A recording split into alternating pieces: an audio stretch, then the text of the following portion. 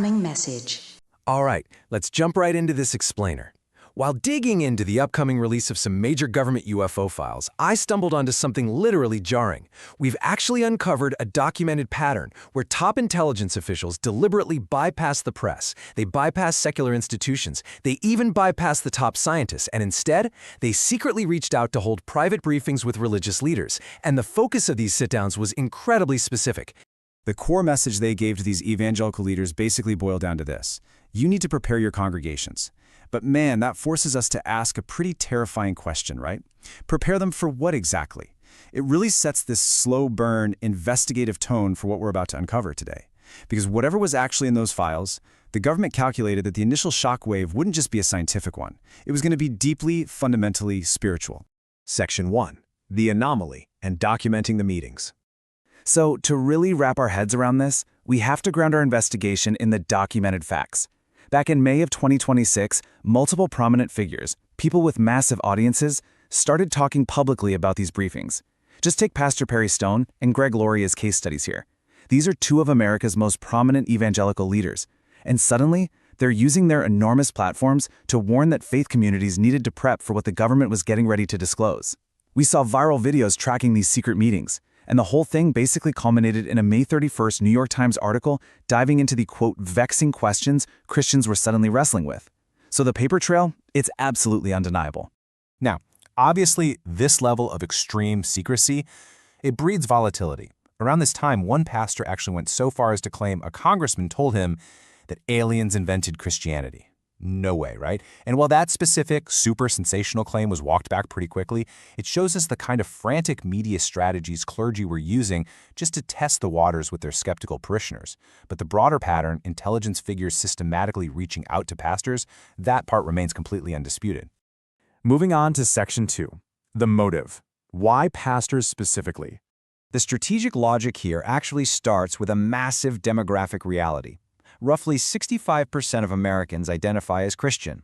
That means for tens of millions of regular churchgoers, their primary framework for understanding reality, morality, and human purpose isn't empirical science. It's theological.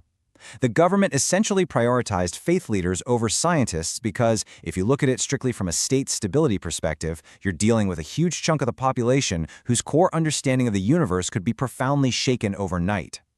The government's calculation here is honestly pretty straightforward. Scientists, they're just going to adapt to the new data. I mean, they always do. But historically, whenever a major scientific discovery disrupts traditional religious authority structures, think Galileo or Darwin, it causes massive societal upheaval. So the real threat of mass panic, or even civil unrest today, it really stems from people of faith suddenly feeling that the whole concept of human uniqueness in creation has been completely shattered. And what's wild is that institutional religion has actually anticipated this exact disruption for decades. The Vatican has been quietly conducting its own theological studies just to stay ahead of the curve. Back in 2010, Vatican scientist Brother Guy Consolmagno famously stated that he would literally baptize an alien if they asked. So the 2026 U.S. government strategy really built right on top of this historical precedent. They knew the older institutions were already doing the math on how to reframe extraterrestrial contact to keep their long-term institutional relevance intact. Okay, Section 3. The threat. A theological earthquake. The stakes of this theological earthquake are just unbelievably high. You see, the major Abrahamic faiths share this core foundational framework. Humanity is a unique creation, and our relationship with God is the absolute central story of existence. So introducing non-human intelligence directly threatens that entire framework. And while Jewish or Islamic theological scholars might approach the textual nuances a bit differently than Christians do, all of these traditions face a massive, sudden theological adjustment to suddenly make room for a much larger, more crowded universe. The government totally knew they were dealing with two potential paths of adjustment here. Scenario 1 is that these entities are just newly discovered, created beings. Maybe highly advanced, sure, but ultimately just part of God's wider creation. That's theologically manageable. But Scenario 2?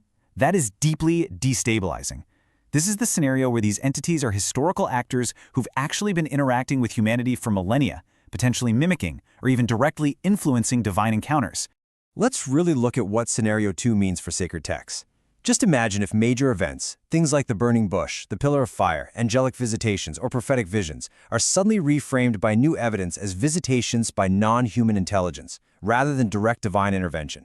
It literally turns the very foundation of religious history into contested ground. I mean, you can easily see how this would trigger a total crisis of faith and completely shatter long-term denominational unity if the leadership narratives start diverging on what's actually true. Which brings us to a pretty sobering realization. These private briefings, they weren't just a friendly heads up to say, hey guys, aliens exist. The focus was heavily on managing this specific, terrifying historical reinterpretation. The core message was, aliens may have been here the whole time. Think about how that would affect your own community. It requires an entirely different level of pastoral care. It demands that religious leaders be ready to step in front of their congregations and reframe this contact, just so their communities can survive the disclosure process intact. Moving to Section 4, the strategy and controlling the narrative. The government obviously didn't just dump all this data at once. Instead, they actually used these religious briefings as a controlled information dissemination tool to prevent civil unrest. It was like a giant puzzle. The sequence was carefully staged. First, release blurry footage for some plausible deniability. Next, provide military confirmation to slowly legitimize it. Then, declassify the historical files. And finally, initiate this pastoral theological preparation. Each step is deliberately designed to slowly shift public paradigms without causing a total societal collapse. Now, there is a really stark contrast between official, secular communication and private, sacred communication. A Pentagon press release simply doesn't carry the same psychological weight for a devout believer as a Sunday morning sermon does, and the government absolutely knows this. So, while their official state narratives specifically targeted secular populations through traditional media, they were simultaneously running this shadow campaign targeting faith-based communities through private pastoral guidance sessions. It comes down to this. Pastors possess the reach, the deeply ingrained trust, and the communication infrastructure that the government simply lacks. By leveraging local church networks, the state can quietly coordinate highly sensitive messaging during a national crisis. But man, it comes with an immense risk. If the public discovers there was hidden government influence baked into their church's messaging, those religious leaders risk losing their credibility and their long-term congregational trust entirely. It's a high-stakes tightrope walk for everyone involved. So I want to leave you with this final thought. Does extraterrestrial life ultimately challenge religious belief, or does it actually fit within it? Throughout our investigation today, we've seen how the state prioritized social stability by bringing faith leaders into the fold early on, basically using them as a bulwark against the coming theological earthquake. As more of these files are declassified, how these institutions navigate the truth is going to shape how all of humanity reacts to the unknown. Thank you so much for joining me for this explainer, and remember to keep questioning the narrative. Come to me, chickens! Cock-a-doodle-doo!